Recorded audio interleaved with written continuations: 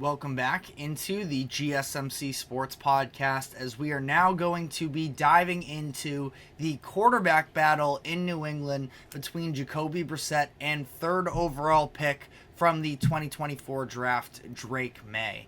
And this is a bit of an interesting conversation because headed into the season, it didn't really seem like this was going to be much of a conversation. That at least the way that I had perceived it coming into this year, they signed Jacoby Brissett in free agency to a 1-year, $8 million deal that he would be a bridge quarterback, and that Drake Maye, who coming out of North Carolina was seen as a little bit of a raw prospect, that they were going to sort of ease him into this process. And for whatever it's worth, can't coach scared in the NFL because that's how you lose your job. But that being said, the Patriots did just basically ruin a quarterback project in these past few years with Mac Jones, who doesn't have the ceiling that I believe Drake Maye does have, but I will forever stand on the fact that Mac Jones, if he were put in a better situation, could have at least been a fine NFL quarterback. Now, you may disagree with me in the comments section. That's totally fine. Let us know your thoughts on that. But that being said, I think it's at least something in the back of the mind of that Patriots organization. So between the two of them, again, it seemed like it was going to be pretty clear cut that Brissett was the guy, at least for the beginning of the season. But things have changed over the past couple weeks, where it's sort of highlighted for us publicly based off of these preseason games. And we've seen two pretty different situations in the games. Now, obviously, whenever you're analyzing preseason action, you have to take into consideration the level of competition and whether or not opposing teams are actually going to give you schematically some of the keys to their defense. So, again, you got to take it with a grain of salt to some degree, but the two of them have had very different preseason showings up to this point. Both of them pretty minimal opportunities, especially Jacoby Brissett with just 5 drives, but you see the difference in sort of the overall production and I would say talent, especially between these two quarterbacks when they are in. Because Drake Maye, he has the athleticism as well that Jacoby Brissett doesn't. I think he is capable of making plays down the field that I feel much less confident in with Jacoby Brissett. You look at the difference in numbers. Brissett in his 5 drives, 5 of 14 passing, just 36 yards, and threw an interception. I could be mistaken here, but I don't know if the Patriots even got, I don't believe the Patriots got a single scoring drive out of a Brissett-led offense throughout the preseason. Now again, only 5 drives, so it's not like you're getting an extensive sample size there, but in opposition, you look at Drake Maye, who was coming off of the bench in every one of these games. So it's not like he was getting reps against first-teamers, but 10 drives, 21 of 34 passing, 192 yards in the air, 2 total touchdowns, 1 passing, 1 rushing. So Drake Maye, and no interceptions along there. Now, pretty extensive series of fumbles if you want to go that route. That's definitely been an issue. It's also an issue with the lack of center depth for the Patriots as well, with Leverett, who has been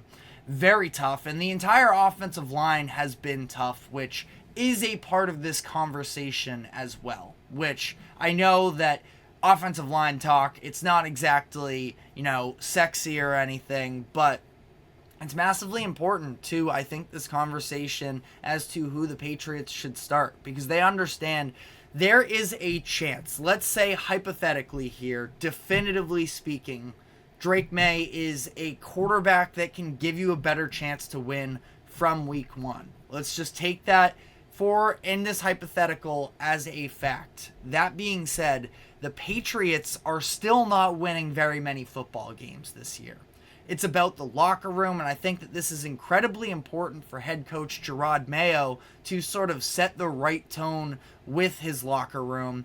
And the way that he's been talking publicly is that this is a real competition, and that the job hasn't just been locked up by Jacoby Brissett, that Drake Maye has a chance to win this. And he has been very public with the media to some degree, and has been very vocal is probably the better way to put it, which is obviously a characteristic that we did not see in Bill Belichick, which I can appreciate. But that being said, he's kind of backing himself into a corner a little bit by the way that he's been dealing with the media. And just on Monday, after this game, again, Patriots playing Sunday Night Football against the Washington Commanders. It's preseason. Sure, the viewership numbers weren't crazy necessarily. I don't have them myself, but that being said, it was a national television game that was in a primetime slot. And the number one takeaway, and let me know in the comments section if you had a different takeaway, but all that stood out to me was, oh my God, this offensive line is a disaster.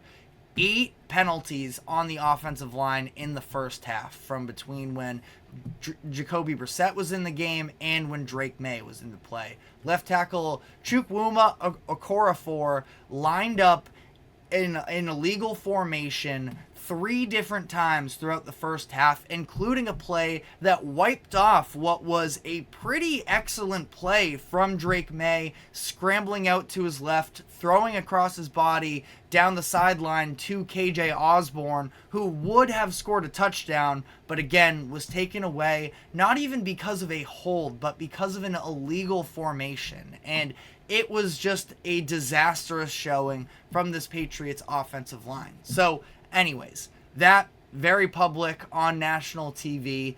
And not just that, though, as much as, yes, my takeaway was the offensive line, Drake Maye also did look pretty encouraging, like I just talked about. And Jacoby Brissett on the other side didn't look all that impressive. But not just that, is he ended up suffering a right shoulder injury because of the incompetence of the offensive line, where a botched blocking scheme. A pulling lineman got blown up by another lineman. The 2 guards ran into each other as Layden Robinson got blown off the line of scrimmage, so couldn't pull around, and he ended up just not being able to get to the right end, which ended up laying out Jacoby Brissett. City So, by the way, the left guard that I was just referencing, he actually went down as well with an ankle injury in this game. Don't have any official updates on that yet, but he was seen in a walking boot. So another tough dig at this already bad offensive line situation. But Jerod Mayo then went on a show on WEEI, a radio show in Boston, and I have the exact show as well. I can find it in a moment here. But he went on the radio show and was talking about the play of Drake Maye versus Jacoby Brissett, and he said, quote, "I would say at this point, Drake has outplayed Jacoby." And again, this is where he has made it, at least to the media, he has said that this is a competition all the way through, and that the best player will get the starting spot. And it's not just the preseason games, the reporting behind the scenes as well, and this is solidified a little bit as well by what Mayo said on this radio show on WEEI, that it's the Greg Hill show. I wanted to make sure I got my proper credit there to the Greg Hill show, and he's talking about how he's reaffirming that Drake Maye has looked better than Jacoby Brissett, even behind the scenes as well. So at this point, if the competition is really just about who is the better player today, Drake Maye might have already won that job. But at the same time, I think that that's a very risky decision to throw Drake Maye out week 1. And again, you can't coach scared. That's not how NFL front offices, coaches, players, anybody involved can operate business. But that being said, I would argue that you can make a mistake by starting Drake Maye week 1 and putting him in before he's ready and before the roster is ready. But you can't make a mistake by throwing in the bridge quarterback week 1 and just having Drake Maye take over whenever he gets the opportunity to. So, again, can't play scared here, but I do think that you could really screw this up for Drake Maye if you put him into a situation that he can't succeed, or just a situation that he's not ready for. Because again, going back to the numbers from preseason, they are definitely impressive, but that being said, it's preseason. So with all of the technical issues with his footwork and such that people had concerns with coming out of college, just because he looks pretty good against backup defenders, that doesn't mean that he is ready to step in week 1 and become the guy. I think that we've all sort of acknowledged that this is a little bit more of a long-term prospect. And we have a comment here from Anthony Manzano. Do you think the media is blowing out of proportion that the Patriots have given up completely under Maye and they feel like they made a mistake in drafting him so high? He also says, has serious mechanical issues that I don't think you can play through. I think he needs to sit a year. So here's what I'll say to your comment, Anthony, is I don't think that you can just play through mechanical issues either. And if we're talking about footwork and stuff like that, with the state of this offensive line, I have a really hard time imagining that it's going to get better. And with football, and specifically quarterbacking as well, I feel like it's in large part about the muscle memory and building habits. You don't want to form bad habits, especially as a young quarterback. Drake Maye is still 22 years old. There's plenty of time for him to fully come into form. So I think that I am sketched out a little bit about the idea of him starting immediately. That being said, I think that at this point the media, yes, they definitely blew out of proportion the stories about Drake Maye struggling at the beginning of the camp and them making the wrong decision. I stand by Drake Maye was the right pick for the Patriots. Even if he doesn't pan out, the Patriots kind of just needed to take a shot at that next quarterback because they had a golden opportunity. Drake Maye was in conversations for, being right below Caleb Williams early on in the college football season from at least, some of the draft sites that I was following, that Maye was a little bit closer to Caleb Williams than people initially thought. Now, I'm definitely not going that far as of now, but I think he's a prospect that's worth taking a shot on. He's got the physical tools, he's young, and I think he can develop into something. But I think that also, to your point about those mechanical issues, you can hurt confidence, as you alluded to as well. Just bad form, bad practice. We saw Mac Jones was basically seeing ghosts by the end of his tenure in New England, feeling pressures that sometimes weren't even there. Drake Maye, one of the most impressive plays from Sunday against Washington was the time when he was able to actually step up into pressure with his size, throw over the defensive lineman, and go downfield to what I believe was Jalen Polk on that play for a nice pickup. That I think Drake Maye has all of the tools to be able to succeed. Now, that being said, I think that it becomes a very interesting debate here on, well, if Maye is better than Brissett, should the Patriots just start him? And I understand, call me a coward if you feel that way, but I think that Jacoby Brissett should be the quarterback one to start the season, because I think that there's just no rush, in my opinion, to put Drake Maye into these scenarios that are not winning scenarios. The receiver core isn't strong. The offensive line isn't strong. And I think that you're talking about Maye, yes, could be better week 1, week 2 than Jacoby Brissett, but long-term outlook here, there's a very real chance you can be doing more harm than good.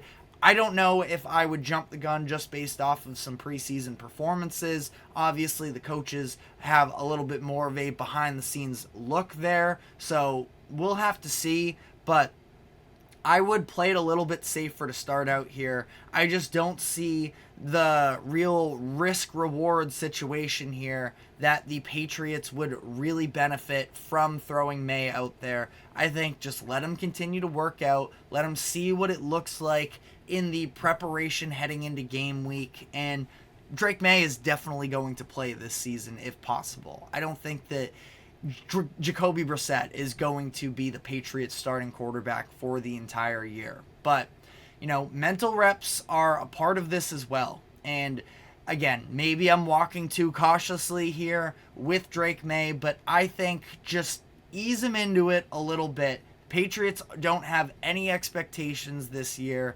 You sort of get him continuing to be in the system, learning more, working with new offensive coordinator Alex Van Pelt, even with some of these second-team reps, getting more experience himself with some of these younger wide receivers like a Jalen Polk or a Javon Baker that could be his go-to guys by the time he actually gets an opportunity to step up in a big way. But I don't know. That's the way that I would look at it. As Anthony comments, I'm not sure if I agree with this, because if you throw in a young quarterback way too soon and he's having a few games, he tends to go to where he is comfortable. I mean, I would say that with a young quarterback, it's just in a situation like this, the way that I kind of view it is it's very hard to start the young guy, go to the experienced bridge quarterback, and then go back to the young guy in that same series. You want to talk about confidence issues? Tua Tagovailoa in his rookie season in 2020, I believe it was, would be my point to that, in terms of we saw his confidence getting yanked around by Brian Flores. He was taking Tua out of games to put in Ryan Fitzpatrick to finish off comeback wins and such. The whole thing was a mess. And truthfully, I don't know how much faith I have in the 2024 Patriots front office and coaching staff just yet. They could be good, but we don't know that definitively yet. And the past couple years would tell you that it's been very dysfunctional. So, a bunch of different ways to look at that. But again, let us know what your thoughts are in the comments section. But I want to move on to a different quarterback situation. This time, sticking in the AFC, going to Cleveland with Deshaun Watson, who is heading into another season here on this massive contract extension that the Browns are, at least up to this point, continuing to regret. But did Deshaun Watson show anything last season that could indicate that he could be the guy to lead the Browns to some playoff wins? We will be diving into that conversation, but first, a quick break. Do not go anywhere. We will be right back.